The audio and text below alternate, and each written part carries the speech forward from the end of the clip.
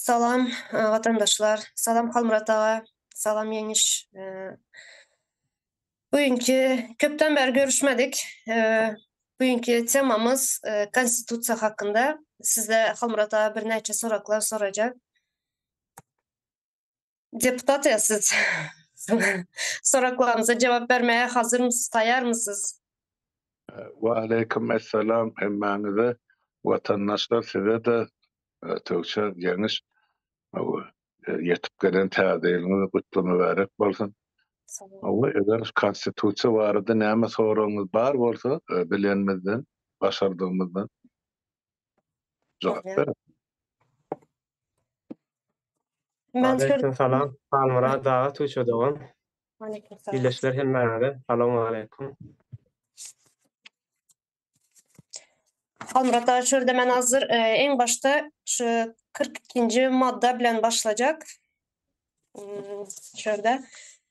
Her bir adamın fikir ve söz azatlığı kepillendirilýär. Hiç kimin adama öz pikirini erkin beyan etmeyini gadagan etmeye ve şonun ýalyda onu kanuna laýyklykda ýaratmağa peskel bermeye hukuky ýokdur diýär. Indi hazır şöyle söz azatlygymy näme kullanjakman da şu konstitusiya maddalar hakkında aytjak bolanım üçün şu maddany okadym. Yani meniň söz azatlygy hakkym barmış.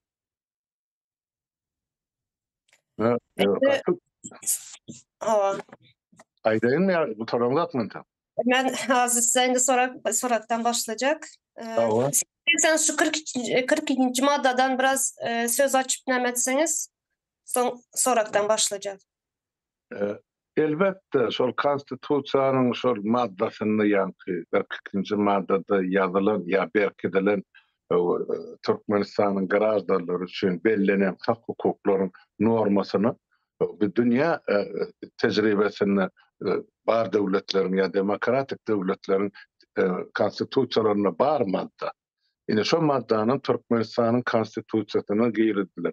Ol bir üýtgeşik türkmenleriň oýlap tapan maddasy da. Ol aňyrdan bar insan hukuklaryna hormat goýulýan her bir döwletde şo madda bar. Öz boluşly ýazylýan ýöne düýp manysy şodur. Şonuň üçin bizde demede konstitusiýada ýa-ni esasy kanun ýa baş kanun diýip aýdaýlym ýa 24-nji ýylda kabul edilen düýp kanuny diýip aýdaýlym. Şu zatlar berkidilen ýöne özü bardy, ady bardy, özü ýokda. Hereketi ýok, güýji ýok şo maddan. Ullanylan halkam şo maddanyň ullanmagyny talap edene o ýokardaky oturarlara da geregi şol halk talap etmese olar etjegini dip berer. Ene ýoksa bizim konstitusiýamyzda gül ýaly ýaşamagy, halkymyzy kanun esasyna ýaşamagy, hak hukukyny üpçün etmäge ýazylan maddalar gatken. Hemmesi bolmasa da gatken. Ýöne şo taýda egrem bogrum ýerleri bardyr. Ýa-ni prezident wezipesiniň peýdasyna ýa şo wezipeni eýläp oturan peýdasyna şoň töweregine, şoň kanun çykarjylyk hukugyna baglanan bir topar maddalar bar. Olar ýalmanda demokratik döwletlerde bolmalylar. Emma bizde girdiler. Ýöne şol bir wagtyň özünde bizde dürüşdediler. Şo beýleki ýa hakyky demokratik döwletlerdäki bar maddalar bilen bilelikde diktatory beýgel diýen ýa şoň hakimiýetiň berki diýen maddalar girdiler. Ene şolar ýaly dürüşde bizde. Indi soraklara geçecek. En başta konstitusiýa näme Halmurat ağa? Türkmen dilinde mene tap bilem yok. Rus dilinde konstitusiýa, Türk dilinde hem anayasa diýilýär. Şu hakkında başlayıp kim üçün yazılýar, kim tarapyndan yazılýar konstitusiýa? Konstitusiýa her bir döwletiň bir ugrun belleýän, esasy ugrularyny belleýän düýp kanun diýip aýdaýly. Ýani 24-nji ýylda kabul edilen konstitusiýa baýlykdy. Soňra bizim döwrümizde ýani 90-njy ýylyň ýani parlamentini baş kanun diýip aýdylýar ýa-da esasy kanun diýip aýdylýar. Konstitusiýa hemme beýleki kabul edilen kanunlaryň gözbaşy. Mesela bir aýdaly prezident bir ukaz çykarjak bolýar diýilýär, karar çykyp. Şo çykarjak karary konstitusiýa maddalaryna ters gelmeliler. Şumar şolun edip oturan ähli hereketi Türkmenistan hökümetinin 30 ýyl edip oturan ähli hereketi Türkmenistan ýa-ni konstitusiýasyny ýazylan ýa-ni maddalaryň 100 bolsa çoň 99-syna garşy gelýär. Demek olar jenaýet edip oturýar. Şonuň üçin konstitusiýa näme üçin ýazylýar? Şonun ugur almak üçin alınýar. Türlü kararlar, kanunlar kabul edilip bilinir. Yani şu kararlar kabul edilenini, hatta mecliste de karar kabul edilenini, yani şu karar konstitusiyanın plan maddasyna gabat gelýär, ýöne şu taýda şeýle diýip ýazyldy. Bizim kabul etjek bolýan kararymyz biraz çapar gelýär.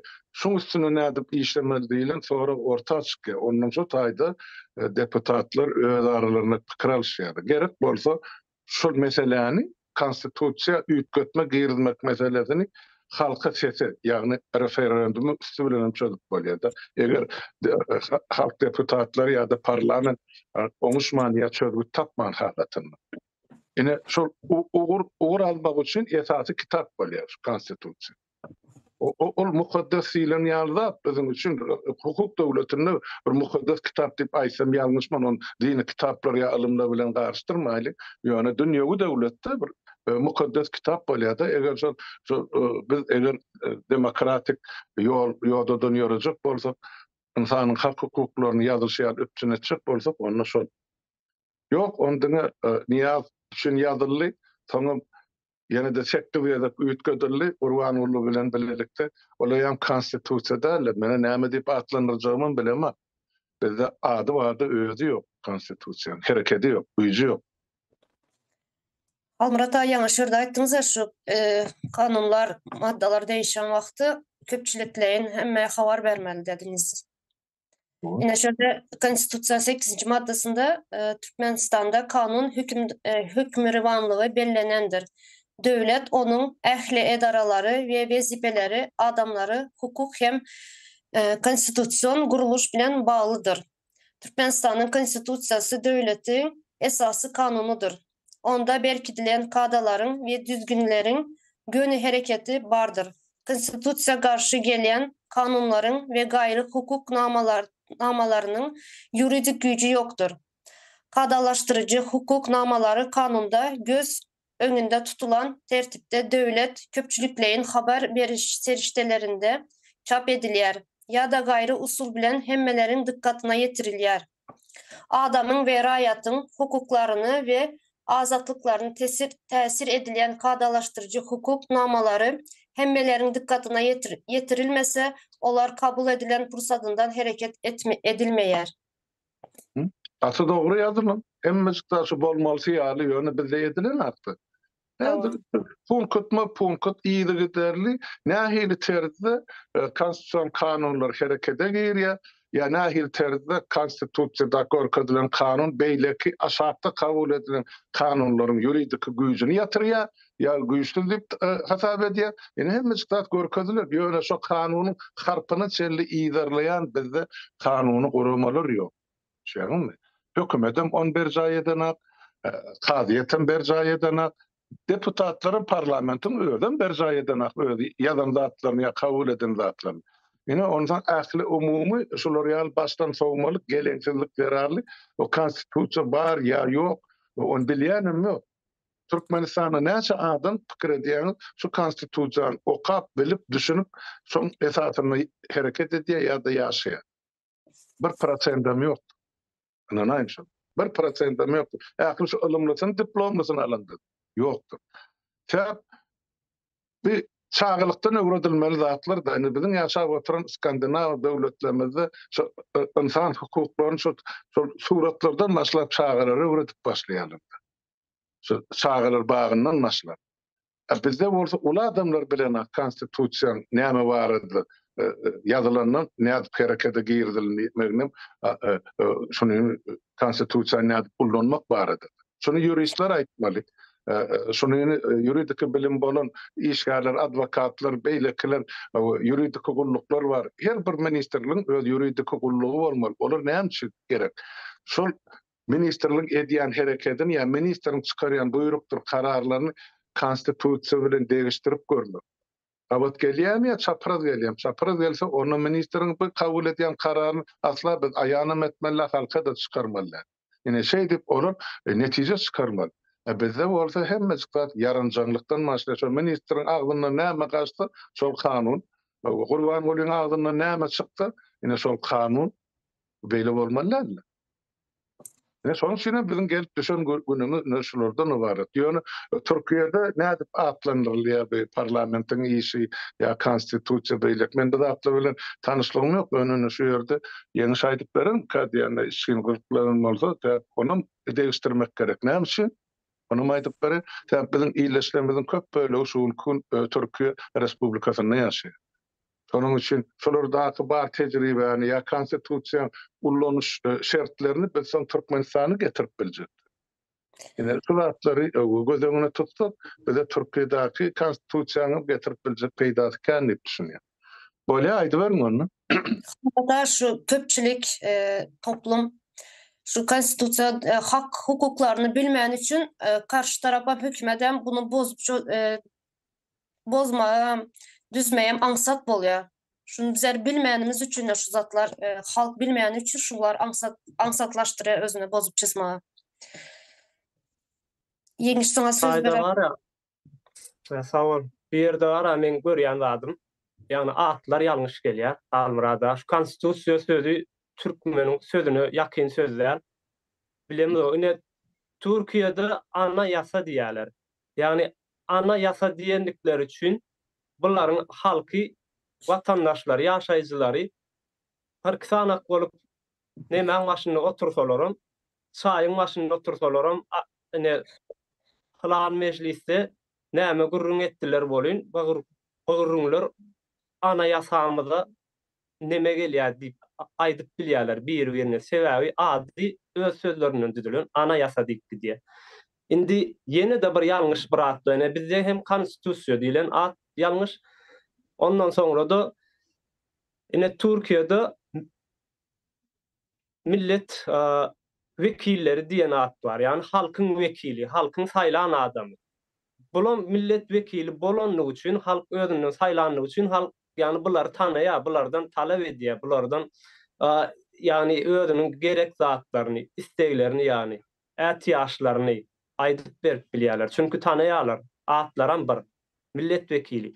Emma bizde näme diýip diýär? Deputat diýip diýär. Deputat. Türkmen ady däle. Men näme diýenen bilemok. Deputat. Yani deputat bolan üçin konstitusiýanyň adyny, yani anaýasaň adyny konstitusiýa bolan üçin milletvekilleriniň adyny deputat bolan üçin hiç kim konstitusiýa bilen gyzyklanmaýar, öwrenmeýär. Çünkü adı başka bunun. Yani ne aýdýan Hürmet geç gitdiňiz de yani Halmyrada ya şu ýokarda oturanlaram hatta deputatlar zatlarym işlenmeýärler, konstitusiýany işlemeýär ýa-da talep etmeýärler, soramaýarlar, bilýän ýok diýäňiz. Yani bunu konstitusiýa diýilen zat umumyň toplumsal sözleşme diýilýär, yani toplumyň çykaran bir nemesi. Ätiýaşlary üçin, yani toplumyň rahat ýaşamagy üçin, bir jemgyýetiň rahat ýaşamagy üçin öz aralaryna kanun döredýärler. Şu görnüşde ýaşamaly diýilen kanun we hemme kişi şu kanuny boyun egmeli bolýarlar. Buňa da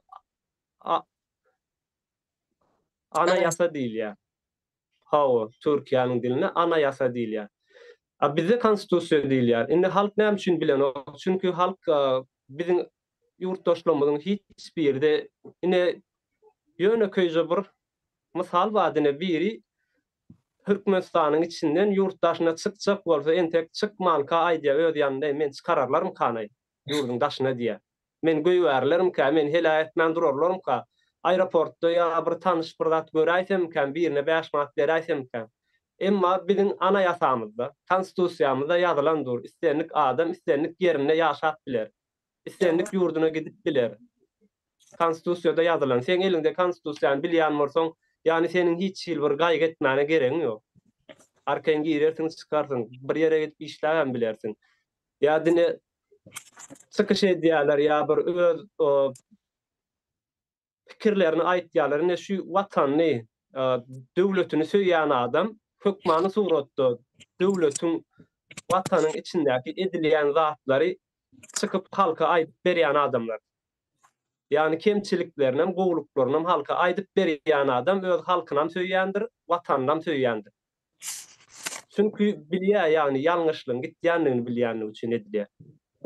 Bizde yani konstitusiýa işlänok diýär, ýöne bilmese, adamlaryň bunu özüniňki diýip hasap etmese, konstitusiýa işlemeýär, özüniňki hasap etmek üçin hem ilki bilen atlaryny ütgötmegimiz gerek. Yani millet vekilleri, halk vekilleri bolsun, millet vekilleri bolsun, konstitusiýamyzdan belki düýp kanun bolar ýa-da anayasa bolar. Bärining ady ýaly, belki de umuman halkyň öz zady hökmündäki bir at getirmegimiz gerekdir şoňa. Ýogsa hiç kim üns bermeýär bu zada. Ýa-da ýeňiş bärde zaten ýaňy mysal getirýände Türkiýede millet wekilliği tutulýar. Bizde SSR döwredilýänçe bizde 700-800 ýyllap döwlet bolmady halkda türkmenler. Bizde döwlet tejribesi ýok birinciden. Hökümet tejribesi ýok. We hakimet çalışmak tejribesi ýok bizde. Köp partiýalyk tejribesi ýok. Ene şu 24-nji ýylda SSR döwredilýär, Türkmenistan döwredildi, şondan soň 91-nji ýylda ýykylýança ene borsuň düzgüni bilen näme at getirilen bolsa, şo bilen meýasadyk konstitusiýasy, ýa-da ilmi, ýa-da tehniki ýemeler, kitaplarym hemme şu ors diline ýa Ýewropa diline ýa başga dillerden getirilen sözler bizde türkmen söz kullanylmady. Şo başda şu 24-nji ýylda şo biziň şol döwürki türk bellemiz o elbetde ihlas edipdirler. Hiç bolmany şol baş kanun ýazarlaryna düýp kanun diýip ýazypdyrlar. Bir topar zatlar bar. Meclis diýip aýdypdyrlar. O jumhuriýet diýip söz goýupdyrlar. Ýöne soňçulary kerçap ýa-ni ors hökümeti ýa hakimeti bizden aýyrdy. Bizde deputat sözüm şo parlamentde oturýan adama deputat diýilýär diýip düşünýärdi. Ýöne şo asyl manysyny bilýän bir adamam ýok deputat sözüm. Son üçün ýöne bizde bardy. Halk deputaty diýilýärdi bizde. Ýöne deputat däl, halk deputaty. Ýa-da ýokary sebädiň deputaty, şona meclis diýdirmezdiler bizi. Men bir küçükde meclis diýdim, sesim kesipdirler da parlamentde çykyş edende. Näme üçin biz meclis däl, parlament diýmeli ýa ýokary sebät diýmeli. Yani şular ýaly ýöne köýje tardyjy zatlarym bize türkmenleri agdattyrmadylar. Yani o kıynaşly ýöne şu zatlar bardy biziň durmuşymyzda, günnelik bardy. Şoň üçin biz şu mahal bir günüň içinde şol SSR'de dakylan atlardan biz ýüze urup bilmeýäs ýöne assy ýoşdan biz gadymy ata-baba dilimizi, däpde surlamyza dolansagam, medeniýetimize dolanyp gelsegem biziň ýitirjek zadymyz ýok. Biz ýem ýitirdik, ýitirmez zatlarymyzyň köpüsini. Şoň üçin gelecek sizinki ýaşlar iýden alyp götermeli, görüp dursunuz, nirde kemçilik bar, nädip düzeltmeli. Şonu düýpli çemeleşmeler ol ýöne ýüz ogry diýenimiz bilen olam bolan hakyna görýäňiz da özüňiz. Soňky şol biz raýatlyk düşünjäni ady konstitusiýadan ýa halkyň sözlüginden, aňyndan, ýüreginden, kalbynden çykarmak üçin ene goruju meclisde 5 gezek, 6 gezek oturuşyp geçirdik. Şu mesele bar. Bir gezekde kabul edemde halkyň aňyny üýtgetmek üçin bir gezeklik çykyş düşünüş ýeterlikde. Şumal konstitusiýany okan diýip 3 ýyl bäraýdyk gelýär. Näçe adam okandyr ödýändir. Men pikir edýände bir zat bar, bagyşlan wagtyňyzy alýanymyz. Şol aeroportda çykdylar Türkiýede. Bilet berin, näme ýol açyn diýip. Şota bir adam eli konstitusiýalar ene falanjy maddada men erkin girip çykmagy, dogry hakym we hukugum bar. Şoňa da kepil hökmünde de Türkmenistan prezidenti bolmak. Gurban boly, sen maňa bilet alyp meni ýurdu şeriýat et diýmeli. Talap etmeli. Ma biz haýyş edýär. O bilede menin birine para ver bal. Yine bizim halk bolup düşün, günümüz şu, düşünjämiz şu. Bir zatları etmek, düzeltmek üçün biz hökmen para vermeli düşünýärler. O beýle däl. Dünya düýbünden başgaça gurulur. Ýöne biziň halkymyz 30 ýyllap şu para peşkeşi öwredipdirler. Doli baştan aýak çüýren sistemamiz var. Indi şondan biz halk bolup çykmagy borcumuz var. Başga ýol ýok. Doğru. Halmurada şurada ýene bir şu konstitusiýanyň 2-nji bölümünde Türkmenistan'da adamın ve raýatyň hukuklary, azatlykları ve borçları diye yazılı. Şurada bir sorak emele gelýär. Adam kim ve raýat kim? Doğru. Ola kime gözüňe tutupdyr? Adam diýip özlerini mi raýat diýip galan halky gözüňe tutunmalylar. Men şey diýip düşünýän. Şoň üçin olaň laganymy da lagyn ýanky döwlet adam üçindir diýär. Kim ol adam? Ne özü bolýar da gurban gulun ýa tohumy bolýar. Galan halkymyzdan raýat diýip düşünýär. Mene şey diýip kabul edýär. Başgaça näde diýip düşünmeli? Yine şu neçe wagtdan beri şu konstitusiýany okayan da hiç şunu dikkate almaptım. Ben özümem dikkate almadım. Yani sağ olsun Yeniş Doğan'ımız şunu bana nemetti de şu ortağa attı şunu. Bu nemçi adam kim, raýat kim de. Yani şu dikkatli okumanımız için şu zatları karşımıza nemetmeyiz. Hakyky manysyny düşünmän ýüzüni okanyň bilen peýdadym ýokdy. Ol gün menden o Serdar kardeşimiz soraýar Halmuran da 64-nji maddada şular ýalyp ýazylan ýa-da öňkü edilen jenaýatlar üçin ýa şo barada diýe kanun kabul edilmedik bolsa diýdi. Emma şo kanun dün kabul edilen bolsa mundan ozal 30 ýyllap edilen jenaýat üçin bol adamla jogapkärçilik çeken atdyk diýdi. Näme üçin muny edipdirler? Şo edip 30 ýyl ogurlygyny birgara goýjaklar. Emma ertiden başlap ellerine künnük alıp mescitte oturjak şular. Hem ogurly şey Osman'ın aklışı olmalı. Şeyle düşünce çıkıyor 64. madde'den.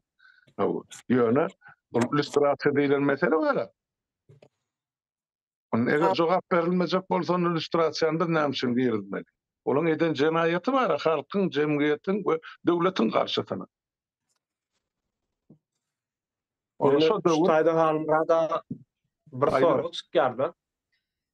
Yani elimizde konstitusiýamyz bar diýerler. Elimizde bar konstitusiýamyz. Siz hem talap etmediňiz diýerler halka çykyp. Bizim şey edip ýaşadyk diýerler. Yani sizde konstitusiýa bardy, siz näme üçin soramadyňyzam diýip bilerler bular halkdan. Yani elinizde bardy ne bizim konstitusiýamyz ýöne siz talap etmediňiz. Siz şeýle ýaşa berdiňiz. Kynam bolsa ýaşa berdiňiz. Yani para bereniňiz gowurdyňyz diýerler. Yani olara da yani özlerini aklamak üçin zat bardy sebebi ýazyly konstitusiýa bar. Alyp okap bolýar şonu. Nirden bolsa da nähil bolanydy. Eğer hemme kişi yani toplum okan bolsa, talap eden bolsa, yani özünün küdüğü hasap eden bolsa, ondan hasap etmek üçin ilki ady gerek da, onun konstitusiýa ady yani özüne çekici däl adamlar. Meselem ertek bu diýsen, ýa-da sepereter kitaplar vardır. Okuyan sen şonu alıp okuyan sebebi adı var da onun yani özüne çeken bir adı. Yani konstitusiýa bolanny näme belli bir zat barsaýdy. Konstitusiýa yani özüne çeken ola. Doğru. Sen ýa bir zat belledin de başy ýadan çykma kaýdy. Sen aýtdyň da şol olaram aýdyp bilýär, siz bizler talap etmediň, şoň üçin biz ýerine ýetirmedik diýip. Konstitusiýa maddalaryny. Gaty dogry goýulur. Ya erti mesele Gurban Ulyň suud edemizde bolýak da. Hani turun gepler, haýsy biriňiz gelip menden konstitusiýa planjy maddasyny talap etdiňizde men şonu ýerine ýetirmedim. Biriňiz ýeriňizden turunda aýdyn. Hani arzanyň aýyň näçeden näçinji ýyly boldy şu diýip. Bir adam barmy? Bir adam barmy diýerler. Diýmek şo akly umumy dymyşlyk olary peýdalar. Halkymyza ziyan durşuny, olara peýda. Ýöne halkymyz şoňa düşünenler. Biz dymyk getsek, baştan soňmaklyk etsek, cehennemçilik etsek, kümsüklik etsek, biz başymyz beladan gutarır diýip hasap edýär. Ýok, bu bela gutarma ýok. Sen sportyň bir kun sapalyga atyp ýam çagan aktyň düşendir şol duzagy. Gidere ýeri ýok, ýaşaljak döwlet şo bolsa. Bolu gutardy. Şonuň bir adam çykdyň halkymyzyň baş çykarmagy gerek. Şonu ünne ötüp giýjek, onu düşünürjek. Hemem ayıp geçtiğinde yan tuşuduğun adamın ve rayatyň diýdi. Rayatlar anni rayat şu paýdamydy hemmesini heme geçirtdik de kemini kimni şol gölleriň içinde ýaşalýan yer adaçyk. Adamlar wa şu ýaşyl ýerde ýaşaýan. Olar adamlar. Yani ýaşylyşyň aslında yani açyk hemme zatlar üçin, hemme taraplar üçin ýoly hemme bolanlar adam bolýar. Yani şol konstitusiýanyň kän maddasynda geçýär şo sözler. Hawa. Adamlaryň we raýatlaryň diýe.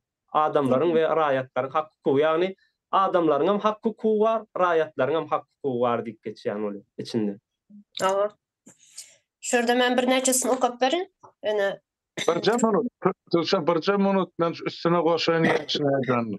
Edil göppe adama düştü, o biri var da ýagdaýlar tüpen diýip görýän gurban ady adamy şuna. Şol bir çykyşyny aýtdy. Bir çykyşyny aýtdy. Ay ine biz basym diýdini ýaşyl baýda galýas, ýaşyl şygalýat bizimki ýaşyl öňümüz bolýar. Sen aýdym tapsyklardy. Olar ýaşylyň aşyny ýaşamaly. Halk bolsa şu göl agylyň içinden çykman ýaşamaly. Şu öz gölü, şu agyly şu mal saklanýar. Hakykatdan hem şeýle bolýar. Aýdy örtükçü. Yine şu konstitusiýanyň köp maddalarında başında köpsünde adam dep yazılan, köpsünde de raýat dep yazılan. Şulan bir näçesini okayın. Ene 32-nji maddada mesela her bir adamın yaşamağa ve onu amala aşırmağın erkinliği hukuku bardır. Hiç kim yaşamağa bolan hukukundan mahrum edilip bilinmez. Her bir adamın erkin yaşamağa bolan hukuku devlet tarafından onu esasında goralýar diye. Kanun esasında goralýar diye. Son az şu raýatdan yerinden tapayım. Neferet tuşuduğun Aha. hemme diýersen tap ber. Yani seyret görýän şu taýda her bir adamyň diýe erkin ýaşamagyny hukukadyr diýe. Ýöne raýat diýip geçmeýär. Yani biz kimler? Türkmen halky raýatlar. Yani sen bir zat erkin ýaşajak bolsaň, bir zat öndürjek bolsaň, bir zat aşjak bolsaň, ýa bir ýere gidip işlejek bolsaň seniň erkinligiň ýokdur. Yani sana baskı bardyr. Çünki sen raýat, pasportyňda ýazylydyr. Raýat diýip. Onun üçin hem konstitusiýada egerde bir talap etjek bolsaň, bu taýda raýat diýip ýazylmandyr, adamyň diýip ýazylar. Hawa. Yemekin nitsanlı kastalara bölünýär da ilat da ýokarky kasta, aşaky kasta, aksym garasym diýilýär. Bularda bolsa ene adam bilen raýat diýip ara tapawut goýarlar. Adam şol hakimiýeti basyp alarlar we şolara hyzmat edýärler, ýarynjanlar, şugulçylar, ýa-ni jurnalistler başlanman. Galan halky bular üçin raýat süre goýup ya goýun sorusy bilemek näl. Ýöne hakykatdan olaň şu edýän hereketiniň şular ýalmany çykýardy. Meselem raýatlykdan adamlyga geçmek üçin sen biýliň bukup olaň öňüne ýazylyp ýatmaly, dürli hyzmatlar etmeli, şäherden şähere ylgamaly, goşgy ýazmaly, aýdym düzmeli, aý gara. Bir topar haramda adamlara başvurmalı, olaň emel kastasyna ýa kataryna girjek bolsaň. Ondan olaň hatarına giýerlergem, onu bolup görşeni, ýa bütün halk bolup tamaşa edip otur. It bolmalyň üçin Halmurada, it bolmaly. Ay içem onu real Itlere bular adam diýerler. Itlere adam diýerler. Çünki heykelini salýarlar altyndan. Medali bar onuň. İçin medalyny adamyň göğsüne takýarlar. Ene şurada 43-nji maddada raýatlara kanunda bellenilen tertipde ýygnakları, ýygnanyşyklary, ýürüşleri ve beýleki köpçüliklerin çäreleri geçirmek azatlygy kepillendirilýär.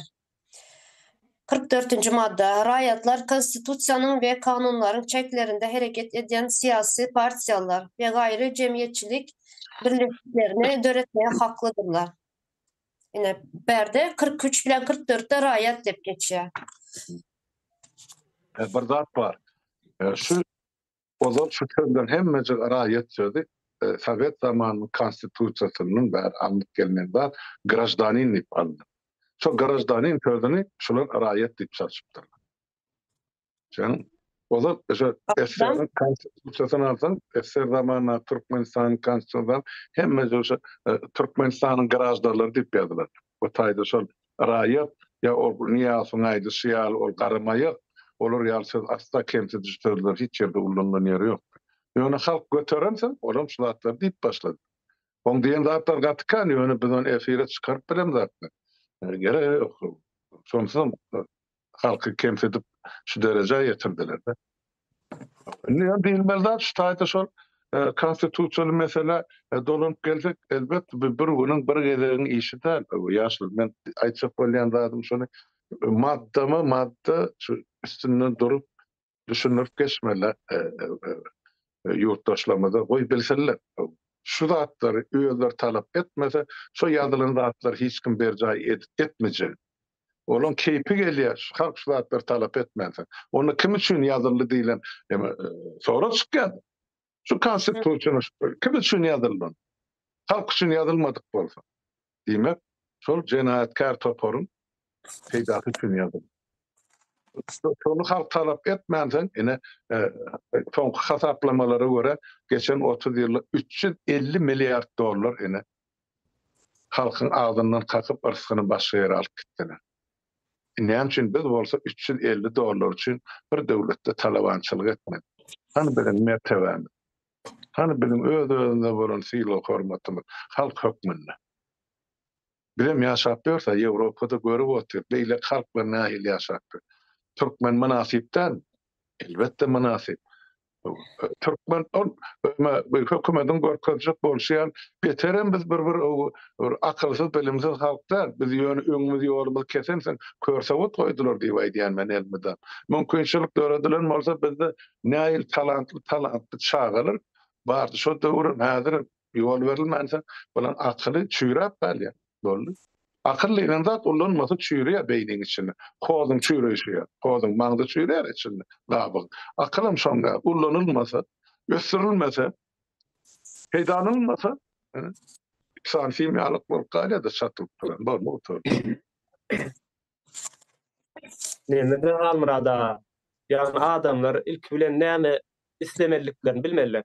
Yani sen çıkıp un payo ad berýän diýsen bu senin yani doğru isleg değerli. Ya da yollar açılsın diýsen doğru isleg değerli bu da. Bilet satılsın diýsen de bu da doğru isleg değerli sebäbi hemme zat ol bir zadyň sebäpleri de. Netijesi. Şoň üçin hawa yani näme diýär yani halk diýär kör bolan wagty diýär yani halk kör halk diýär. Ana ýatany aňlamaz diýär. Anlamayanlıklarının sebäbim diye yani näme islemeldigini bilmediler diye. Onun üçinem diye yani cumhuriyet yani şu yasaçylar halka yani şolaryň näme islemelidigini öwretmeleri gerek. İlk bilen. Para adam meselen yani para adam kör diýip bunun hemme zadyň talap bolmada. Yani aklanywan biler diýdik de yani başta. Bolar yani siz talep etmediňiz diýip. Dogry halk talep etmedi. Ýöne senem okaýan şu konstitusiýany dogry bilýän. Şoňa gelmeýän zady sen näme üçin etdiň? Onuň üçin ol jogapkärdir yani. Yani halk meselen bir gidjek çağajyk wadyr ol bilen ok diýip ýa iş zatdan aňlan ok diýip sen oňa edesiň gelen edip bilmeýän sebäbi bir gün aňlajakdyr onu. Aňlandan soňra hasap sorar. Şu ýerden birje jümle bilen belki de kanuny jümle bilen. Kanuny bilmezlik jogapkärçilikden boşadylar. Men kanuny bilemok, ya berjay etmedim diýeniň bilen sen jogapkärçilikden boşadylmaýan. Yok ben jogapkärçilik çekmedim. Bolly oturdy. Ýöne olara bahana boljak da, siz talap etmedin, bizem etmedik, näme gel başlaşaýyn. Şol real edip beren ýerken näme? Ýöne kanun ýa gaýtma ýemesi ýok. Şu edilen jenayet lüstrasiýa şoň üçin geçiriljekdir. Şu öňkü edilen jenayetlaryň üstüne açyp eden jenayetyna görä jedatyny bermeli. Eslenip wezipede oturan adam ýa wezipäni eýlen adam ýa şolary himayetkar bolarlar. KGB'nin işgärleri, şol döwürki ya MHM'nin işgärleri, ya ine bilen şogulçulary. Kan. Ine bir Niyaz ýa-da bir Gurbangulyň rejimini wasp ederler ya edip bererler. Bulan hemmesi propaganda, agitasiýa gönüden halkyň aňyny bulaşdyrýan adamlar, ya şahsiýetler. Onun için bular öz jedatyny çekmeli bu. Halmurada şonuň üçin men täze Türkmenistanda okullarda konstitusiýa çağalary öwretmegini teklif edýän. Yok, man etmeli bor onu. Bar ine. Onun için bir täzeden ya teoriýa welosiped oýlap tapmamyz gerek gel. Hana bar Skandinaviýa döwletleri, isle Finlandiýa, isle Şweýtsiýa, Norwegiýa, ýa Daniýa, Islandiýa, haýsyn alsaň, şonuň çağalarynyň elinde bar bir düşnükçe surat bilen. Şonuň hakyky ýa konstitusiýa düşündi. Alyp kopya edip türkmen diline beräýmeli. Bollugy tordy. Derrew alyp tutar. Şo çağalar 10 ýylyň dowamy birinji nesil şo hak hukugyny bilip okap, soňra berjaý edilmeýän gazansa bollugy tordy. Onu biz ýeňdik. Onu öwrüp Türkmenistany diktatura hiç açanyp dolanyp gelmedi. Ýöne bizde ýene bir gede gaýdýan halkymyzyň betbaçylygynyň esasy sebäbi bizde ozal 800 ýyllap döwletlik bolmadyk türkmenler biz. Bizim döwletimiz bolmady. Bizde hökümetem ýok, bizde prezidentem bolmadyk, bizde partiýalaram ýok, bizde hakimiýet näçip çalışmaly, oňum guralary ýok hiçbir. Ene? Bolly, şoň esasynda gelip düşen günümiz şu.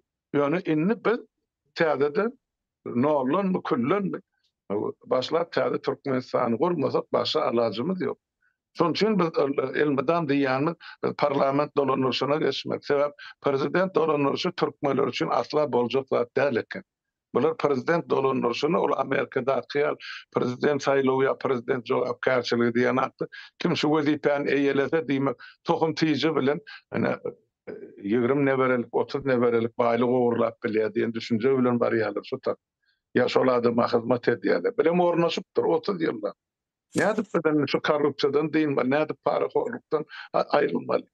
Hemme adama biri berýär, biri alýar. İkisem jenaýatkar, ikisem günahkar. Nädip biz jemgyýet bolşundan çykmaly. Ine soraň olusy şutaýdy. Bu men hemmesi diýemem halkyň. Ýöne köp bölegi meseleni şeýdip söýdi. Halmurada şu aýdanyňyzda bir näme bar da madda bar 14-nji madda. Yer ve yeraltı baylıklar, sular, ösümlük ve hayvanat dünyası şeýle hem beýleki tebii baylıklar Türkmenistanyň umumy milli baýlygy bolup durýar. Döwlet tarapyndan goralýar ve rejeli peýdalanmaga değişlidir. Bärde iki türlü men garaýyş bar şu madda. Birinjisi esasy baýlyklar bar da bir topar döwletde de esasy baýlygy, yerasy baýlyklar ulusyny döwlet gözegçilik edýär. Meselem Şweýtsiýada alkogol produksiýasy bar ýa-ni piwo, çapyr, arak beýlik hemmejigi döwlet monopoliýasynyň elinde. Şonu döwlet regulýar edýär ýa tertibe getirýär. Sebäp birinjide näme? Şu halk içip alkogolik bolmasyn diýilip. İkinciden şonu öz başyna goýup berseler islam satsa, onsoň bir milletin gözi açyljak gaýlar.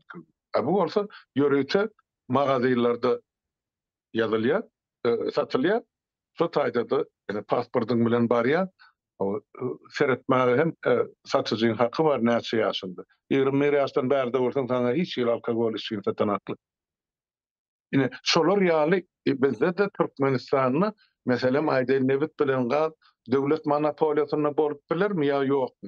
Mende şu taýda iki türlü garaýyş bardy. Muny lükgeliğini şahsy ýeçilige bersek, onu 5-10 sana adam Türkmeniň bütün nebitini gadyna ýelgedip, soň muny daşar döwletlere satyp ýok etmez. Şahsy ýeçilik, ýere ýeçiligi men ikellep bolýar, mülkdarlar bolaýmar. Onu görüp oturýar. Şweýtsiýada kan bolsa 2% ýa 3% yer döwletiň ýeçiliginde. Döwletiň karbolary bardyr, beýlekisi bardyr. Şolar ýaly bir atomly elektr stansiýasy monsumun zogurlar. Galany hemmejik şahsy ýeçilikdi. Suwu tokoy. Bizde hemme zat hökümetiň eline diýýärse, halkyň eline hiç zat ýok. Kärine şolamy sen kim? Sen hakyny tutulan gol. Islese berýär sana ölmez ödülük. Islemese olum ýok, bergili bolup çykýar. hatır bolmasa ýa gurukçylyk gelse. Ene şol üçin biz şol şahsy eýetçilik meselesine ýa-ki döwletiň ýeme diýäni iki türlü garaýyş bar. Şunu biz aýyl-saýyl etmeli bu. Onu parlament şudur. Haýsy döwletiň eýetçiligine galmaly. Haýsy emlekler halka berilmeli. Halka berilene näil terde berilmeli. Onda aşary ýurtlary satmaly ýa Türkmenistanyň garajdalaryna. Bir topar mesele ýüze çykýardy. Bir adamyň daşary ýurtlary berseň erti hany ol Hytaýlan ol Täjikistanyň dağlarynyň bir bölegini alyp gidişi ýaly bolmaz. Bilim bar. Bilim mesele. Bilim çözümini tapmaly zatlar. Ýöne men bu meselede ykdysadyçylar elbetde ýöne görýän bilýän zatlaryny beýleki döwletden ykbalyny aklar görem taňaýdy. Şahsiýetçilik hökmen bolmaly. Ol döwlete garşy döwletiň düými şol şahsiýetçilik. Şu şahsiýetçilik şu döwletler saklap oturar. Salgydan töleýär. Öpçün edýän şu salgydan hasabyny pensionerler ýaşaýar. Çağıra küçük çağıra okuw ýetişýänçe ýa mekdepde okuýança şonuň saglygyny okuwun hemme zady şu salgy öpçün edýär. Onuň işe durany olur garlar etlep başlaýar. Ene bir aýdyň duran çarşy. Ol düýüp ber tutulan sistema. Ol prezidentin çalışan premierin çalış sistemi ýitgän işläp dursa etýär. Bize mene şol real ýemek sistema geldi. Onu mene nesip bolsa hökmen neslin ýaşlaryny üstü bilen gelirse görüp oturup nähili ýaşlar şuma gelip başlady. Gatnaşyp dur içinden daşyndan el kömegini dil kömegini berekella. Bolur bolmajak zat ýok. Ýöne şoňa hem ihlas bilen ýapyşmaly. Ýeňiş sen barmy şu madda hakynda açyp? Men ýa-ni Halmuradaga salgyt nemesine aýtdy-da, salgyt sistemasi. Şol konstitusiýada barmy şo? Bizim konstitusiýamyzda salgyt her bir adam Bar. her bir mesele Hatta mene ýadymdan çykdy bardan. raýat.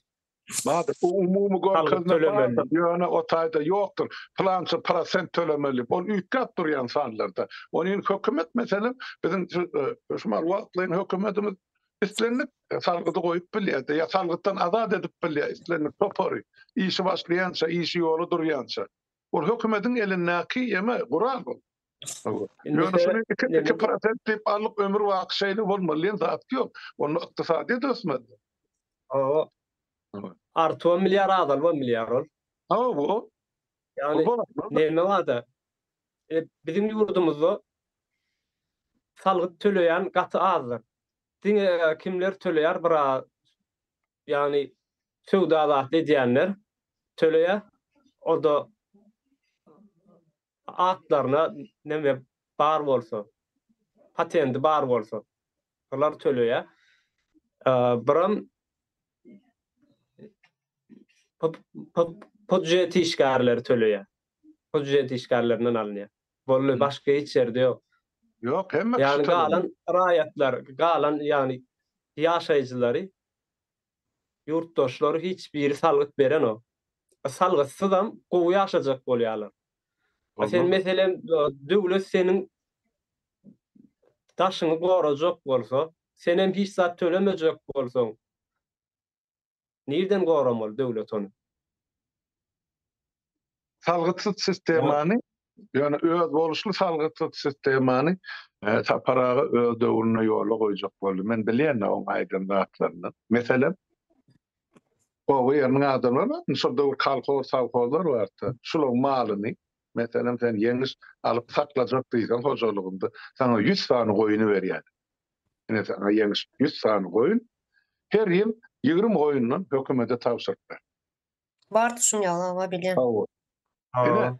5 ýylly sen hökümet bilen hasaplaşýan.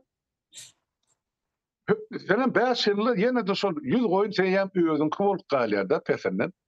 Sen 100 goýundan 20 sany gozy alyp bolýar her ýyl. Orta hadatda.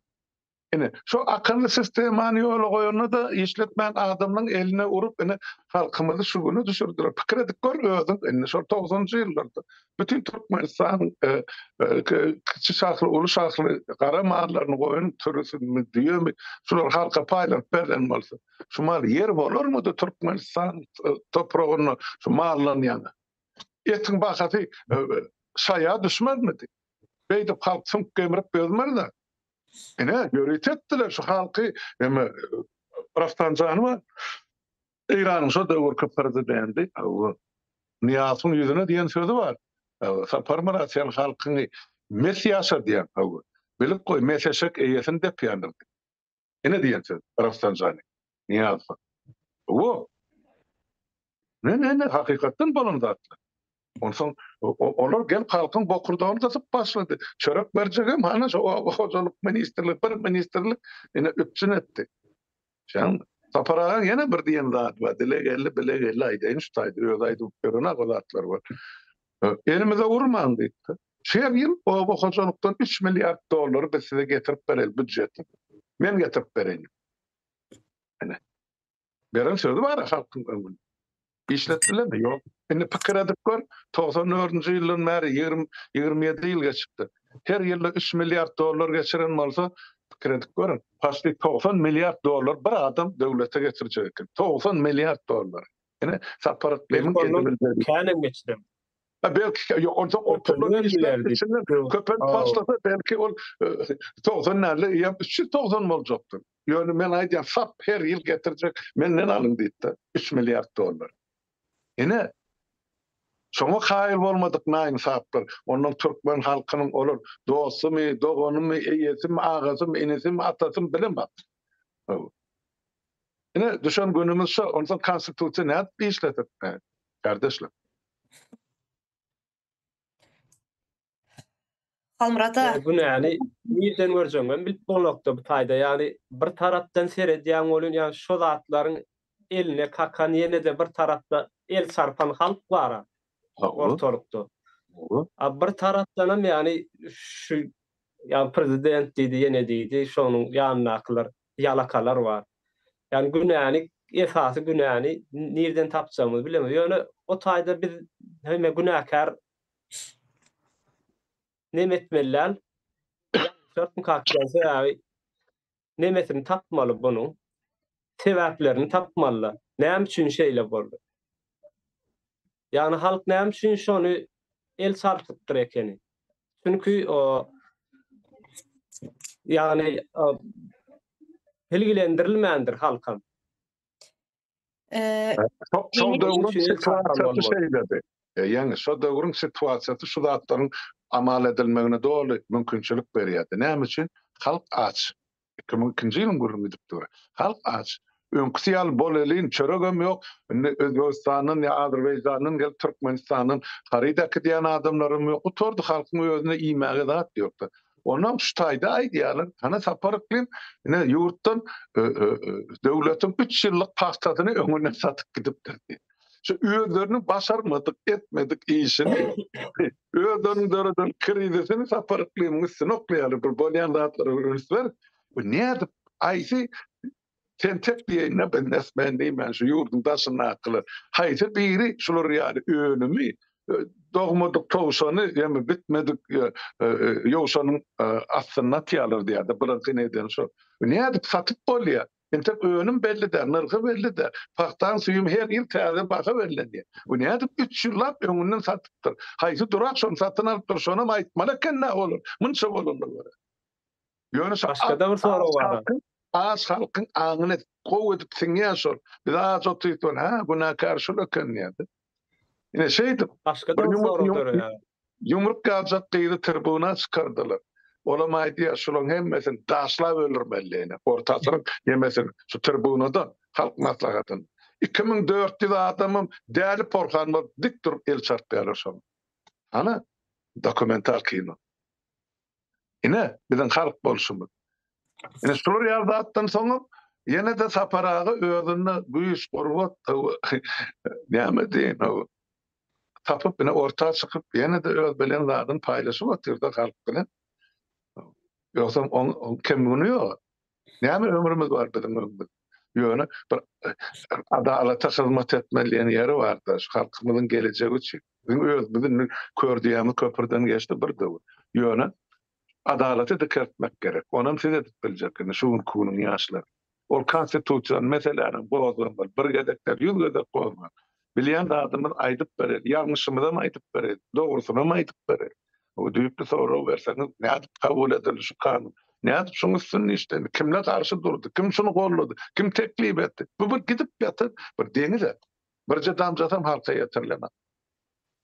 Halmura da şöyle hazır ýeňe sorak soradın ya, halk näme üçin soramadı, näme üçin bu zatlardan habar ýok dep. Ine şöyle belki siz bilmeýäňiz, bu täze konstitusiýada ýazylan, en başynda ýazylan näme bar? Türkmenistanyň esas bir romantik bir goşky okap berin. Hani bu. Ýöne sonra wagtamaýdyň, men bugün kemine bilenem gepleşip. Ama üçin wagtymyz çakly bolan üçin şunu bir azjyk nämesini okaýyn. Şurada bir Türkmen halkyna bir behbitli bir näme barmy? Siz hem şu sora näme jogap berip bilýäňizmi? Türkmenistan konstitusiýon kanunu Türkmenistanyň konstitusiýasy rejelenen görnüşde tasdiklamak hakynda. Berkarar döwletimiziň bahtiýarlyk döwründe Türkmenistanyň prezidentiniň ýurdumyzyň her bir raýatynyň, ähli halkynyň jana-jan behbitlerine laýyk gelýän parasatly siýasatyny durmuşa geçirmek ugrunda çekilýän zähmet eziz ýurdumyzy ajaýyp zähmet ýeňişlerine, belent sepkitlere ýetirdi. Mehriban watanymyzyň ykdysadyýetinde häzirki zaman bazar gatnaşyklaryna geçilmeýiniň we raýat jemgyýetiniň gymmatlyklarynyň durmuşa ornaşdyrylmagynyň Türkmenistany ykdysady, siýasy we medeni durmuş taýdan östürmek boýunça gazanylan üstünlikleriň göz başynda ýurdumyzda alınıp barýan siýasatyň amala aşyrylan belent işleriniň durýanlygyny duýmak buýsançlydyr. Vatana, halka hyzmat etmeýin belent muskasyny görkezip, eziz diyarımızın aydın geleceği ve halkımızın eşretli durmuşu uğrunda alınıp barılyan her bir raýatyň asuda abadan, bahtiyar durmuşda yaşamagyny üpçün edýän parasatly siýasy durmuşa geçirilmeye goşant goşmak. Vatan üçün, halk üçün zähmet çekmeýin we döremeýin iň gowy nuskalygyny gündelik işi bilen subut etmek mukaddes iştir. Yani biraz kaldı da uzatmayın. Yine şu hakikatlar ýazypdyrlar därdi. Hakikatlar ýazypdyrlar, mene hakikatlar görýän sebäbi raýat jemgyýetiniň gymmatlyklaryny gowy oturtdylar şu wagt. Halk diýälen bularyň öz ýanynakylar ýani. Ýani şu jagaşlanyň içinde de raýat bilen halk ikisinin ara tapawutlar bar da, yani biz ya gowy sepkitlere ýetdik diýär-de bir işin üstünde. Raýatlyk sistemasyny gowy edip oturtmak üçin gowy sepkitlere ýetdik biz öz halkymyz bilen diýär, ýanynaky halky bilen. Ýanynaky özüniň o kardeşleri bilen ýetdiler. Raýatlar başga bir ýerde çetde dur sebäbi raýatlara, ýani bulan halkyň ýetdik diýen sepkitleriň içinde raýatlaryňky ýok. Raýatlaryň ýagdaýy belli ortada dur. Awa. Ya şunun üçin hem raýatlaryň gözü kör ýani sen soraňa jogap ina şu. Propaganda edýärler halka. Hiçbir näme halk üçin behbitli ýazylan zat ýok berde. Raýatlar üçin ýazylan zat ýok. Gatı doğru, Tuğçe kardeşim alıp barýan şu diýişiňiz ýani konstitusiýa barady. Öwran her bir maddany mınşgalap täzeden şunu halkyň her bir adamyň aňyna ýeter ýaly görnüşde aýdyp bermeli. Sen şumal okap berdiňde. Meňe gulawymyň deňinden geçdi täzede. O taýda halka süzüp alır ýaly pikir ýok. Şurruk sormuş. Berden aly dökdi, o tagym pyçyrak gitdi. Bir adam bir okan eşdenini, görenini, bileni, şu kalbyny, kellesini, aňyny galyn ýaly pikirler bolmaly. Bu bir ýöne aglyna geleni samrap oturan däriň görüňi olaň ýazýanda. Mene şu taýda bir halka peýdaldyk görmez dogrusyny aýtsam. Romantik goşka okap berjekse de şonuň üçin aýtdym. Çok romantika bolsa muň tragediýasy nirde bu goşky. Bolýa. Onu näme wagtymyz barmy ýa? Yok, wagt çekili bolan üçin gepleşimizi. Ama bu gepleşilerimiz sonu var. Konstitusiýanyň maddalary üstünde köp gepleşikler edýäs. Ýa-da ýaşlary çağırın, Maddesden. esasan ýaşlar çağırynda öz araňyzda çekeleşin. Halis bilmeýän zadyňyz bolsa ýa maslahat gerek bolsa onu bizi çağırın. Özüňiz çykyn. Sizi bizden hem köp diňlenýändir. Sebäp näme? Sizin şu gün geçir çekken esasy sizin nesliňiz. Osa para kimizin neslimiz olur eýam elini eňeňine ýetip o durlu o kologadan o kologa keçetin süret bolurda. Ol halk bilen siz bilen işi ýok başlan. Polsa gelerdiler eýam bir dowr. Siz deputat üçün sizi näçe güllep gowalap zordan tapdym. Ve hakkymı soradım. Her bir vatandaşın düşünýärler hakkını soramaly. Bağışlan kardeşim, ben şosal qowulumsan gelip bilmän oturam. Şuň biraz gaýa üstüne galym, ene häzir 3-nji gepleşige giýim ben. Ýagdaýa görä, bu sebäpli grip diýilen zat hemmekçe den täsir eden ýaş ýigitler hany sagarlyk gitdi, biz bolsa entärim özümiz tutup bilen da. Bolýa, gep ondan. Sag bolun çağıranymyz üçin beren soraglamalar üçin watandaşlarymyzdan möwdüne gerek netijäni çykararlar elbetde. Konstitusiýanyň köp okasylar konstitusiýany öğrendiler. Manma düşünsünler. Atı dogry aýdýar. Aýtmak isteýim Rızat. İnternet açsanız şu konstitusiýa diýip ýazsaňyzam çykarýar da. Türkmenistanyň konstitusiýa diýip ýazsaňyz gönümen çykaryp durýar. Alyň oka bermeli. Ýagny onuň üçin magadyna gidip alyp gelmegem gerek galýar. O pulum çykdy. Telefonunuzda duran zat gönümen alýan okaýan. Hiç çili neme ýokdy. Kynçylyk ýok ortalykda, ýani şonu bir öwrenmek üçin, bilmek üçin. Atı dogry. Ona näme? Ursat berseňiz mene çykaýyn. Bolýar. Sağ olun vatandaşlar. Yine çağırsan şorsa o dowam etdiň hökman şu gurrunlar konstitusiýal meselelerni halk bir gezekde iki gezekde alan agam tutan agam diýmek öwran gaýtalap aýdyp durmaly ýere giderli. Haly näme bar insan hakları, bütün dünýä insan hakları şu hakynda bir güründeşlik gepleşip geçiriz. Doğru. Ana şu taýda bir esasy bir madda bardyr preambulasynda girişinde. Ähli hak hukuklary elinden alınan milletin gozgalyňa galmagy haky bardyr. Doğru. Ene şu gönüşmagy bizler barada Türkmenistanly barada aýdylan şu.